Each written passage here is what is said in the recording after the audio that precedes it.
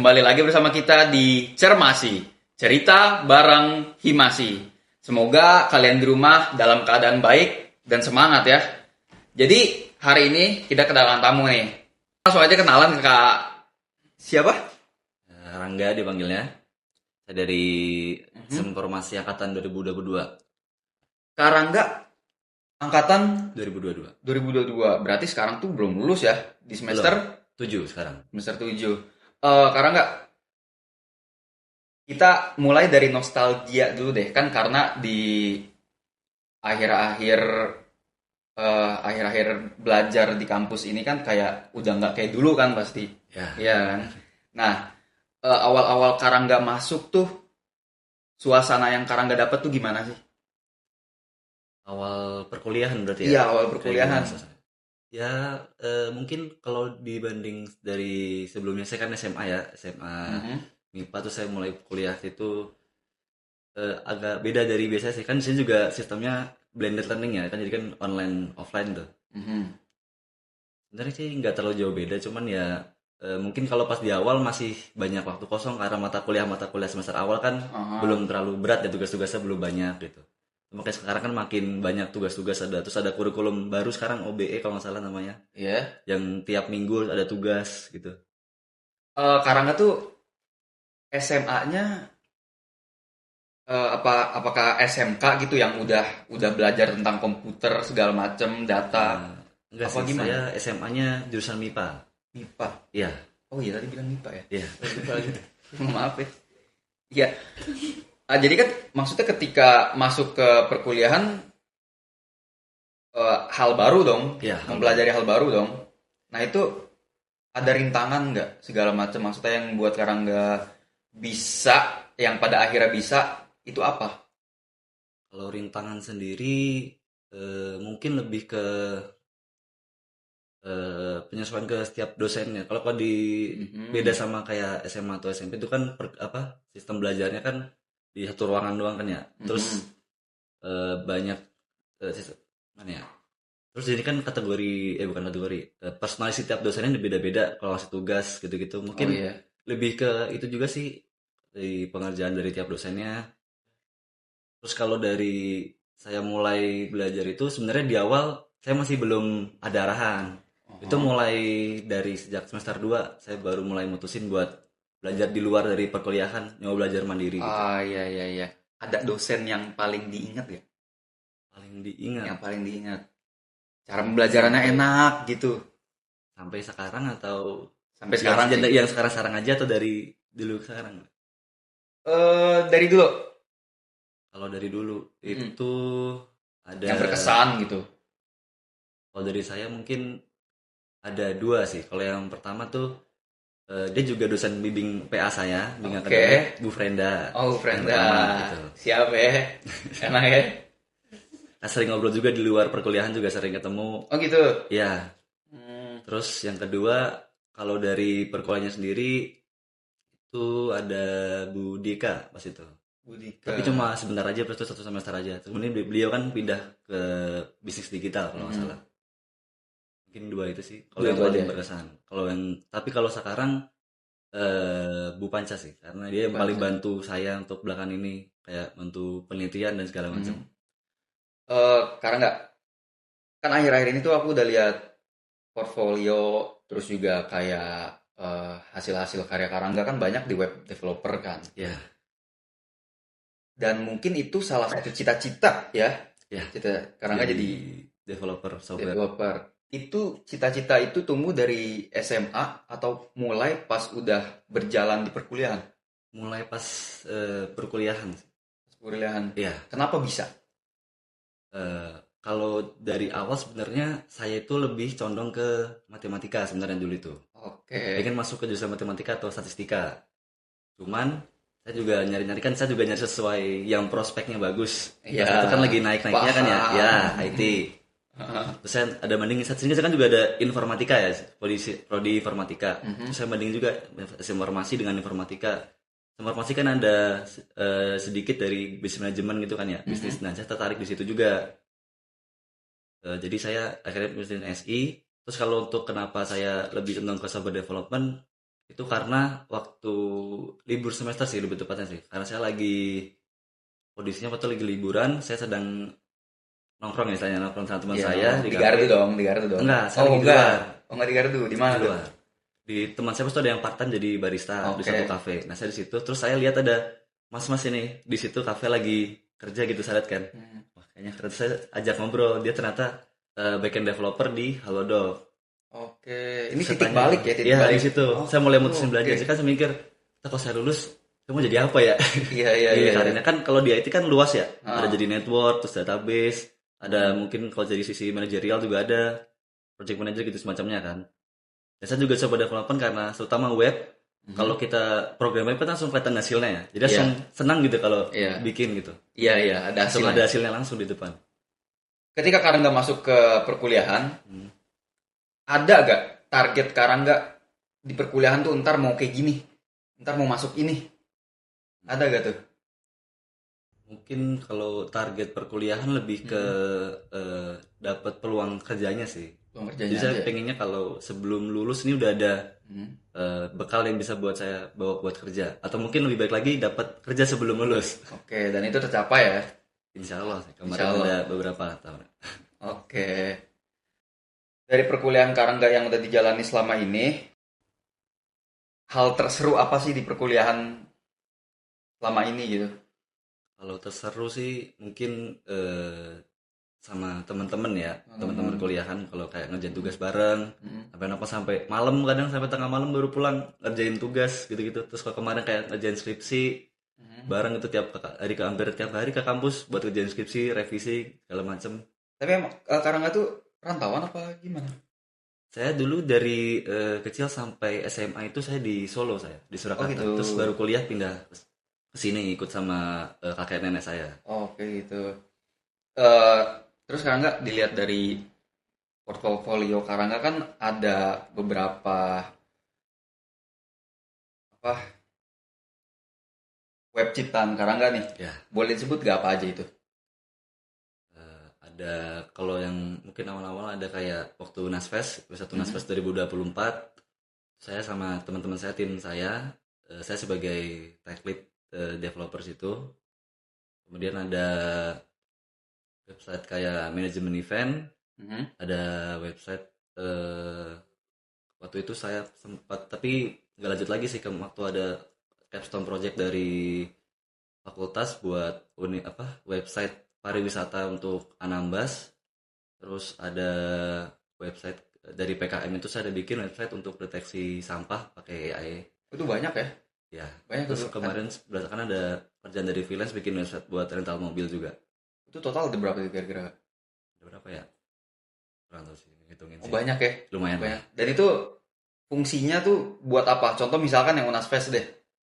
Kalau Nasfas kan tuh kan digunakan kalau itu masuk divisinya kan dia satu sama marketing ya. Jadi untuk bantu marketing dari Unasfest buat nyebarin lewat website juga, sama buat informasi-informasi dari peserta juga. Karena ada informasi dari lomba-lomba, flow lombanya gimana, terus ada buat pendaftaran juga dari situ.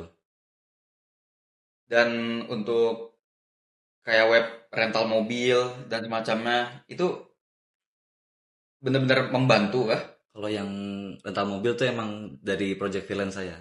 Oh gitu. Belum lama sih, baru akhir tahun lalu. Karangga nih, kan Karangga dilihat-lihat udah magang di mana-mana nih ya. Ya, Ya udah magang di mana-mana dong. Itu tuh gimana sih awal cerita magangnya sampai bisa dapat beberapa tempat magang yang wah gitu? ya nggak wah juga sih ya, lumayan lah. Ya lumayan Terutama, lah.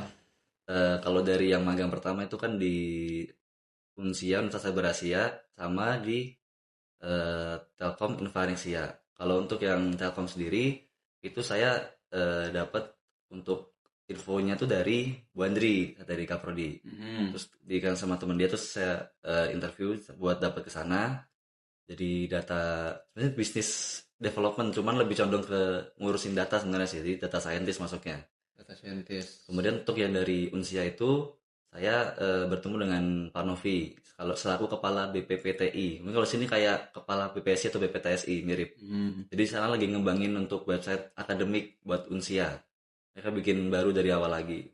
Kemudian untuk yang terakhir yang Indosat itu saya dapat dari info lowongannya dari cutting yang juga kerja di situ kebetulan. Jadi saya dapat info untuk lowongan, saya daftar situ, tes dan interview, kemudian udah lolos durasi 3 bulan. Itu di masing-masing magang itu job desk-nya apa sih? Kalau untuk yang Telkom dan Vanixia itu saya ngolah data untuk project yang sebenarnya sudah kelar projectnya. Itu efisiensi energi dengan Efisiensi energi. ya, jadi di gedung perkantoran Aha. itu di Telkom ada project buat penghematan listrik, penggunaan listrik itu gabungin dengan sistem IoT. Jadi buat pengontrolan kayak misalnya kalau hari weekend atau weekday itu kan kadang lebih rame di weekend ya. Ya. Di weekday. Ya di weekend lebih sepi tuh di cut off listriknya dikurangin. Kayak misalnya lantai 3, lantai 4 gak ada orang atau orang sedikit, suhu AC-nya dikecilin. Jadi penggunaan listriknya lebih kecil. Macam itu sih, sama menghitung dari ROI dan segala macamnya dari project itu yang udah berjalan itu. Untuk dipresentasikan ke mentor saya sama senior manager di situ. Kesehariannya berarti lihat-lihat angka ya. Iya, Berapa bener sih. juta angka tuh? Kalau data yang itu data setahun ada sekitar 3 atau 4 juta data. Oh, gila banget. Dan kalau di Universitas Cyber Asia itu, Itu bantu ngembangin sistem akademik online-nya. Jadi websitenya kayak kalau kita web kuliah gitu lah. oh iya, Nah, saya kemarin tuh dikasih tugas untuk beberapa page aja sebenarnya sih. Karena tuh kan dia WFA kalau di Unsia. Jadi saya magang di Unsia bersamaan dengan magang di Telkom itu tadi. oh gitu berbarengan. Iya, berbarengan. Terus sambil nge juga sih. Oh gitu juga. Iya. Kasih tips untuk manajemen waktunya, gimana tuh? Kalau manajemen waktu, kalau saya prioritasin dari 3 itu, karena yang Telkom itu kan dia harus WFO ya dari jam 8 sampai jam 5. Jadi saya prioritasin yang itu. Untuk yang Unsia karena dia full WFA, jadi saya bisa dari rumah atau dari mana aja kan kerjanya. Kalau untuk yang Aslab, saya sudah koordinasi juga sama teman-teman Aslab saya yang lain untuk saya bisa handle-nya di hari apa aja. Ya kadang saya mungkin ada izin ke tempat magang saya di Telkom untuk datang ke Aslab kayak kan saya di Aslab edisi ya untuk atas database sama cloud itu ada kaitan kayak PLTI yang bulanan sama CBT, tes CBT dari Vkes. Nah mungkin saya kalau jaga hariannya nggak bisa, tapi saya bisa jaga izin untuk jaga di keperluan yang bulanan itu tadi tuh, yang CBT sama tes PLTI. Gitu. Dan menurut Karangga nih, untuk masuk ke pekerjaan-pekerjaan sekarang tuh dari hard skill sama soft skill apa aja sih yang dibutuhin? Ini untuk IT in general atau untuk Iya. yang sesuai saya nih? Mungkin yang boleh dua-duanya deh. Oke, kalau Boleh untuk dua-duanya deh. general sih ini untuk full time atau untuk magang aja nih sebenarnya nih. Boleh dua-duanya juga. Beda. Boleh dua-duanya juga. Kalau untuk magang sih saya lihat sih makin susah ya sekarang ya. Oh, Untuk gitu? magang juga udah kayak full time kayak kemarin tuh ada magang. Saya sempat daftar juga, tapi saya nggak lanjut lagi karena prosesnya cukup panjang kemarin tuh magang di Magenta kalau saya pakai Magenta di Telkom juga, cuman Telkom yang pusat itu ada 3 atau 4 tahapan loh proses magangnya. Jadi cek CV, tes psikotes kalau nggak salah, terus tes satu lagi tes kayak pengetahuan basic, sama interview user, interview HR. Saya cuma sampai interview user aja sih. Karena saya lihat juga waktu mulai sama itunya, saya belum pasti waktu itu untuk pengajuan konversi mata kuliah. Oh, Kan gitu. saya kan MBKM mandiri buat bisa, jadi bisa sambil kuliah, nggak kepotong waktunya lah. Terus kalau untuk soft skill dan hard skill, mungkin lebih ke adaptabilitas ya, harus bisa adaptif gitu kalau di lingkungan. Kan kita adaptable gitu ya ya. adaptable, terutama bukan ke kerjanya sendiri sebenarnya. Kalau dari pengalaman saya itu lebih ke orang-orang di situ, rekan-rekan kerjanya. Jadi gimana bisa selaras dengan lingkungan kerja yang udah di situ, sama mentor atau mungkin sama-sama rekan kerja, gimana nih kerjanya, apa flow kerjanya, kalau pagi pagi tuh kerjanya apa, tesnya kerjain dari pagi sampai sore, terus komunikasi antar tim. Komunikasi antar Ya, itu tim. penting banget sih komunikasi. Kalau ada miskom bisa lumayan fatal sebenarnya. Terus gimana nasib nasib orang yang introvert kak? Itu agak susah sih ya. Agak susah ya. IT juga kata kenal banyak orang introvert ya IT. Cuman Oh, mau nggak mau tetap harus komunikasi sih kalau sekarang harus. Soalnya kan IT juga diperlukan di banyak bidang. hmm, Kayak kemarin kayak saya magang terakhir tuh kan Seni Desa tuh sebenarnya bukan perusahaan IT, dia perusahaan konsultan. oke. Cuman emang buat ngurusin data. Nah, saya bolak-balik sama tim kayak tim PR atau institutional relationship, terus ada tim PR, marketing, sebagainya macam, tim data science juga, berkomunikasi datanya digunakan bagaimana, perlu data untuk apa. Nah, itu penting soalnya begitu. Komunikasi, terus bisa adaptif sama bisa apa, kalau dikasih tugas misalnya belum bisa nih pakai tools, diminta pakai tools ini, harus siap buat belajar sesuatu yang baru di situ. Oke. Eh, buat tips dari Karangga sendiri untuk melatih komunikasi itu gimana?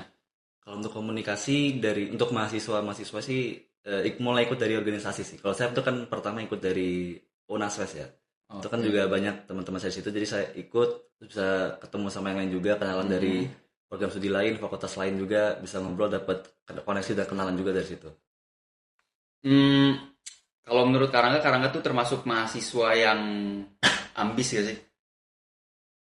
Kalau saya sih nggak terlalu ambis ya. Nggak terlalu ambis. Kalau untuk perkuliahan sendiri. Kok bisa dibilang gitu? Karena IPK saya juga nggak tinggi-tinggi amat sebenarnya. Oh gitu. Penting asal kelar aja lancar kuliahnya dan tepat waktu lulus ya. Dan tepat waktu lulusnya. Dan Oh, kuliah terlalu ambis juga, kalau lulus nggak dapat kerja buat apa? bener Masalah lebih banget. penting realistis aja saya itu. Iya. Lebih realistis aja. Dan menurut Karangga nih pernah gak sih Karangga kayak di antara magang yang banyak juga ada dari tugas-tugas kampus dan Karangga merasa capek, Ada sih, itu pasti ada. itu apa yang Karangga lakukan tuh di saat-saat seperti itu? Itu saya paling capek itu waktu yang magang di Telkom bareng Unsia, sambil last lab, sama itu semester 6, jadi saya sambil mentopen juga. Itu bahaya banget sih. Iya, makanya. Itu bahaya banget. Itu bahaya banget. Terus saya sempet itu pusing banget karena ada beberapa deadline yang numpuk bareng. Terus sempet berenung dulu itu saat di rumah, di kamar saya gitu. Ini gimana buat bagi tugas ini? Yang mana dulu diselesaiin. Mhm. Saya coba sama teman saya juga ngobrol-ngobrol. Mungkin kalau misalnya kayak tugas untuk kuliah, itu kan kadang ada yang kelompok, mungkin saya bisa koordinasi ke tim saya untuk bantu Ya, bantu bagian itu. Itu aja sih. Yang penting nggak nyerah aja, jalanin aja pokoknya. Mau ngeluh nggak ngeluh juga, penting kelar aja. penting kelar aja. Dikelarin. Harus Dikelarin. ya tanggung jawab lah. Tanggung jawab. Tapi kan banyak nih ya, kayak kayak orang-orang yang punya banyak pekerjaan dan dia malah jadi beban buat timnya, Nggak bisa handle semua nggak bisa jadinya. handle semuanya. Padahal kalau mungkin kalau komunikasinya bagus dan apa tinggal bilang gitu Iya, lagi gimana keadaannya mungkin bisa tuh. iya. Nah itu tips dari Karangga gimana biar masalah itu Ya, selesai baik gitu. lagi itu sih, mungkin lebih ke komunikasi sama bisa manage aja prioritasnya dia tuh gimana. Dari semua kerjaan itu mana yang paling urgent buat dikerjain. Bisa fokus itu dulu. Untuk yang lain kalau memang bisa dihandle sama orang lain, sama anggota tim lain, bisa dikomunikasikan. Da- Dan saya penasaran nih Kak. Kan di samping nge-web developer nih, saya lihat nih di apa? Di media sosial Kakak nih ada banyak foto-foto nih. Ya. Ya kan?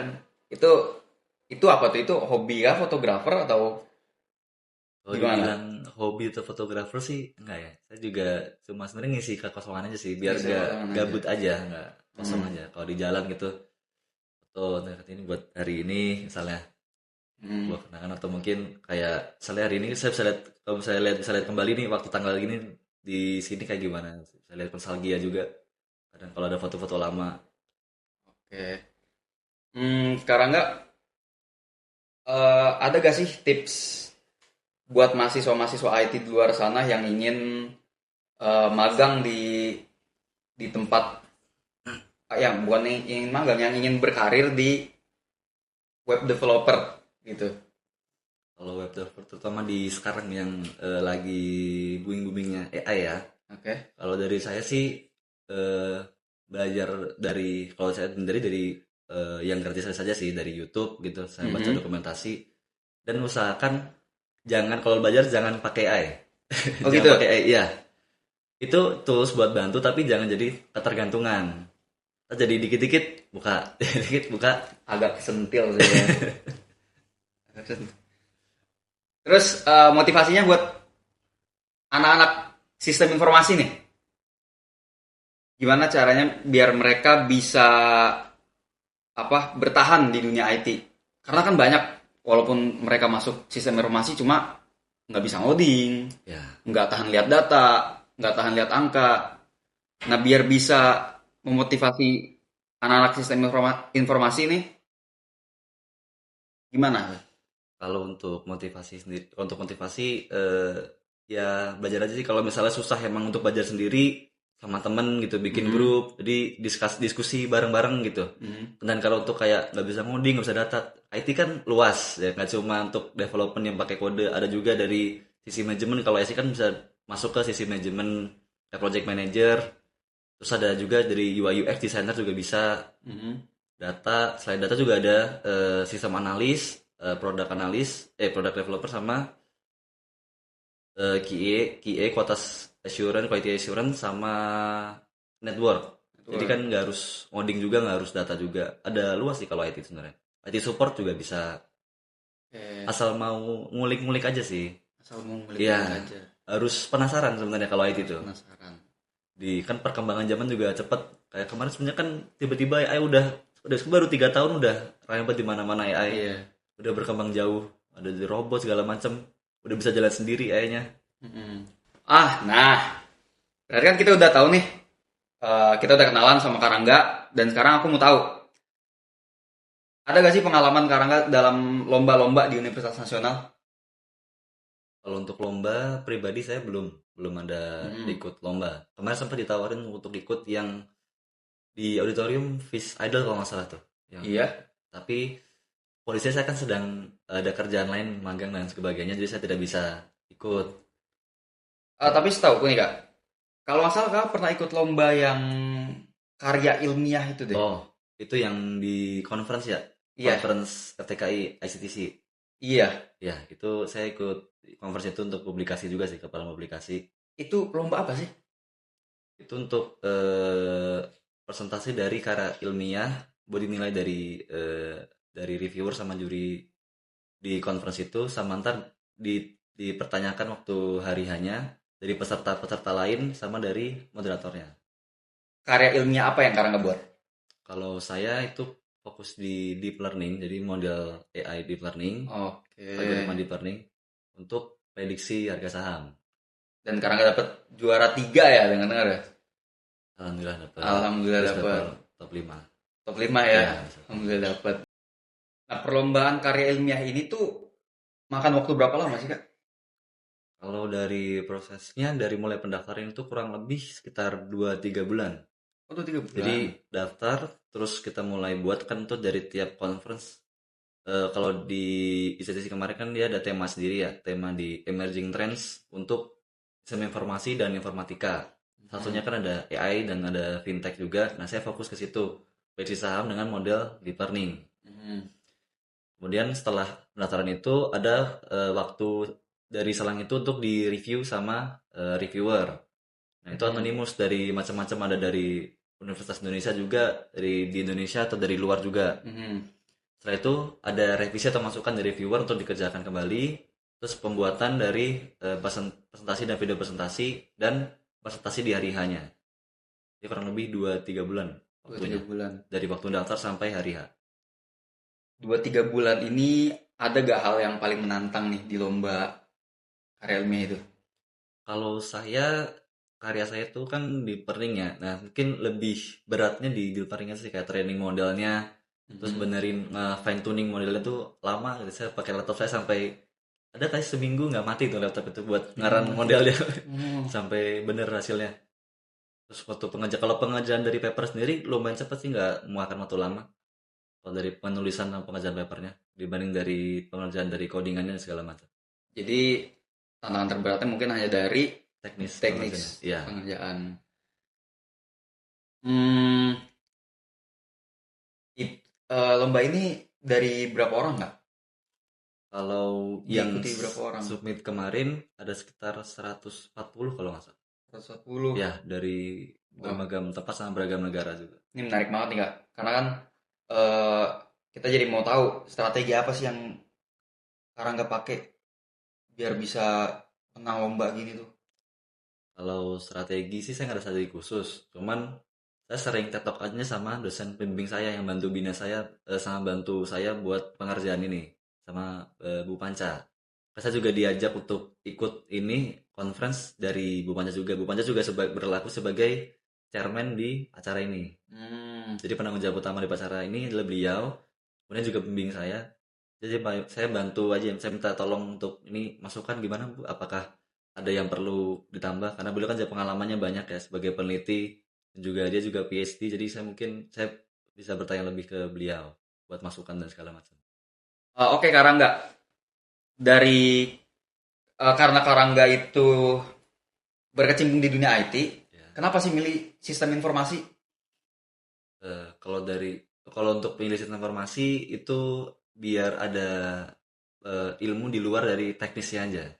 Kalau informatika kan dia hanya fokus lebih ke teknisnya, ke codingannya. Kalau sih kan ada belajar bisnis sama cara kerja dari sistem IT itu gimana, sistem informasinya. Karena lebih luas aja sih prospek kerja dari S itu menurut saya lebih luas daripada fokus informatika atau teknik informatika. Tuh gitu. Lebih luas itu prospek Ya, kerja ya kan? lebih luas. Berarti bisa lebih kemana-mana gitu ntar Ya, ya. tinggal bagaimana aja maksudnya milih fokus dia mau ke bidang apa. Karangga, emang di sistem informasi itu apa sih keunggulannya dan apakah keunggulan di sistem informasi itu sudah membuat tujuan Karangga terpenuhi? Keunggulan dari sistem informasi seperti saya sebut sebelumnya kayak tadi tuh, kayak dia belajar bisnis lah jadi luas sebagai itu. Mhm. Kalau untuk tadi apa, maaf, yang kedua tadi? Apakah sudah terpenuhi dari keunggulannya sistem informasi gitu? Kalau dari pengalaman saya saat tempat magang dan lain-lain tuh terpenuhi sih. Jadi saya sudah tahu cara kerja sistemnya itu gimana. Nggak cuma fokus ke teknis, tapi saya tahu alur dari awal mulai sampai akhir, dari pembangunan planning project sampai akhir gimana manage dengan tim, manage bis projectnya gimana, pembagian tugas dan juga sampai development dan deploy akhirnya. Dan komunikasi dengan klien juga dari segi bisnisnya. Oh ya Karangga, kalau untuk di UNAS sendiri fasilitas-fasilitas jurusan sistem informasinya itu udah worth gak sih? Kalau dari saya udah cukup menunjang sih dari sisi dosennya juga membantu mahasiswa untuk berkembang, ngasih platform, ngasih relasi juga, kenalan dan sama ilmunya juga. Kemudian dari sisi kampusnya sendiri juga ada fasilitas kayak lab yang sering ngadain juga acara kayak seminar, webinar, terus kadang ada pelatihan juga baik dari dosen ataupun ngundang dari luar. Kemudian terakhir juga ada ngadain lomba karya lima tadi yang ICTC, Mhm. yang itu kan baru kemarin, baru yang tahun pertama, yang kemudian akan dilanjutkan lagi kemudian kan di tahun-tahun selanjutnya insya Allah. Emang di UNAS tuh ada lab apa aja sih kak? Ada lab apa aja sih di UNAS itu? Di UNAS kalau yang saya tahu untuk FTKI ada 4 lab. Ada NDC atau Network Database and Cloud, ada Data Monetize, ada Data Science, dan juga ada lab AI atau Artificial Intelligence. Itu untuk apa aja kak? Kalau untuk lab NDC tadi untuk fokus ke networking dan juga database serta cloud computing. Yang Data Science untuk pengolahan data, kayak menggunakan misalnya pakai Python atau Jupyter Notebook dan semacam itu untuk modeling, training segala macam. Ada Data Monetize, kemudian ada API yang fokus untuk AI sama IoT. Oke Karangga, terakhir nih kak, kasih kita motivasi dong buat anak-anak sistem informasi yang sekarang nggak tahu mau kemana arahnya. Tetap belajar, tetap coba ngulik-ngulik lagi, atau mungkin nyari saran dari cutting atau dari dosen juga bisa, sambil searching-searching aja. atau mungkin gunain teknologi kayak AI juga buat bantu-bantu nyari. Misalnya saya lebih cocok ke bagian teknis coding, tanya ke AI saya cocoknya ada pekerjaan prospek apa aja nih untuk di bidang ini. Saya nyari saran situ sambil nyari berita-berita juga, mungkin bisa artikel untuk bantu-bantu nyari informasi juga sih. Dari situ baru mulai nyari baru planning untuk gimana belajarnya buat bisa ntar fokus di bidang itu. Oke, itu aja ya, Kak ya? Ya. Oke, terima kasih ya, Kak. Terima kasih Kak Rangga sudah menyempatkan hadir dan sudah ngisi acara podcast Cermasi kita hari ini. Oke, sobat-sobat ESI sekalian, terima kasih sudah menonton dan jangan lupa untuk nonton terus episode-episode Cermasi selanjutnya. Thank you and ciao. One is the loneliest number that you'll ever do. Two can be as bad as one. It's the loneliest number since the number one. One is the loneliest number that you'll ever do. Two can be as bad as one. It's the loneliest number since the